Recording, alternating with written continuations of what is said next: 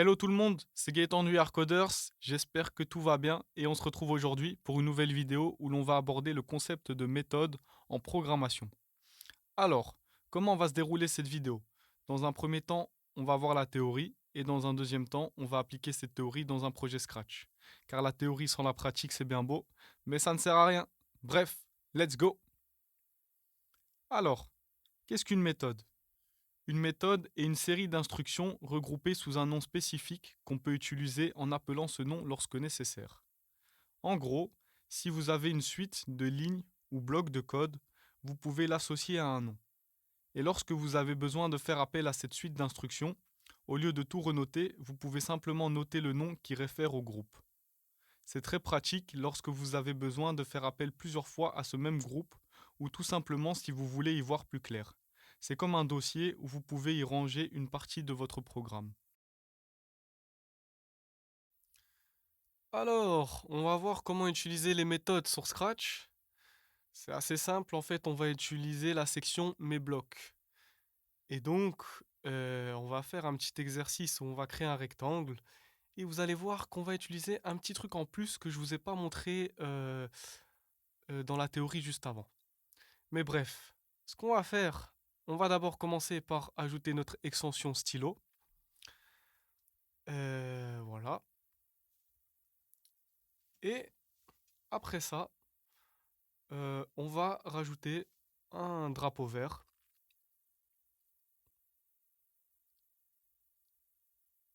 Et on va mettre quelques trucs en place. Donc, on va effacer tout. Voilà, comme ça, à chaque fois qu'on appuie sur le drapeau vert, hop, on a une page blanche. Ensuite, on va choisir la couleur et on va également choisir la taille. Ok, un petit rouge comme ça, c'est pas mal du tout.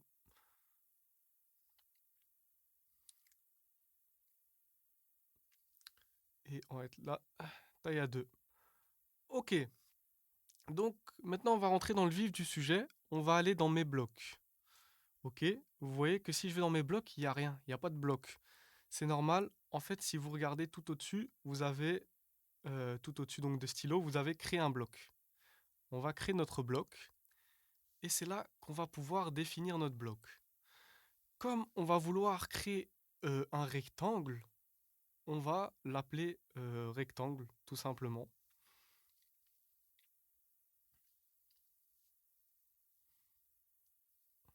Ok. Euh, Par contre, il y a un truc que justement on va rajouter en plus, c'est des paramètres. Donc ça, je vous ai pas expliqué dans la partie théorique juste avant, mais vous allez voir, c'est pas très compliqué. Et c'est justement en utilisant des exemples de rectangles et de formes comme ça assez simples que vous allez comprendre simplement. Donc si on ajoute une entrée, un paramètre, donc on peut cliquer dessus. En fait, on va rajouter deux entrées. On va rajouter une entrée pour la longueur de notre rectangle, donc on va l'appeler longueur. Ok. Ah, en fait, je devais en rajouter un deuxième, donc et on va en rajouter un deuxième pour la largeur. Voilà. Ok. Voilà. Maintenant, on a notre gros bloc rose là qu'on va descendre et on va mettre tout ce qu'on va mettre en dessous.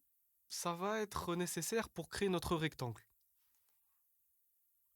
Donc, on va prendre stylo en position d'écriture.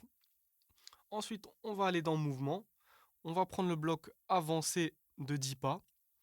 Dans le avancé de 10 pas, eh bien, on va glisser notre longueur justement. Ensuite, on va tourner de 90 degrés parce qu'un rectangle, ça a des angles droits. Ensuite, on va avancer cette fois-ci de largeur pas. Voilà. Et on va de nouveau tourner de 90 degrés.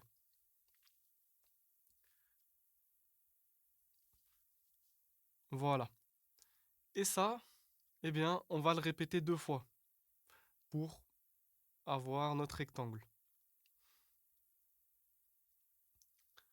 Et à la fin, on va mettre stylo, relever le stylo. Ok. Et là, on a notre bloc qui est défini. Vous voyez, tout est bon.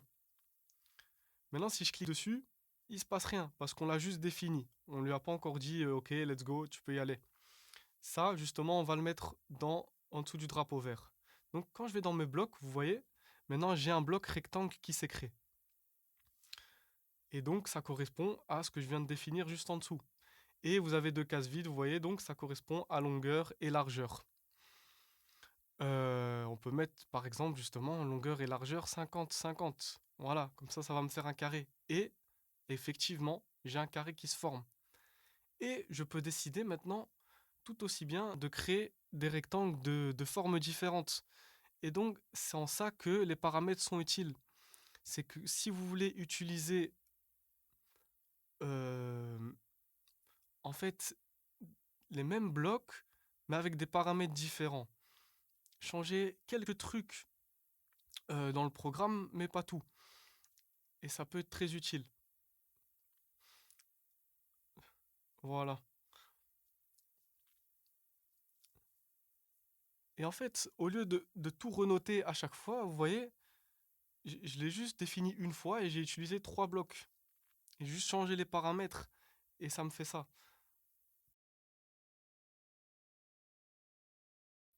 Voilà, c'est déjà la fin de la vidéo. J'espère que vous avez appris de nouvelles choses. Prenez soin de vous et à la prochaine.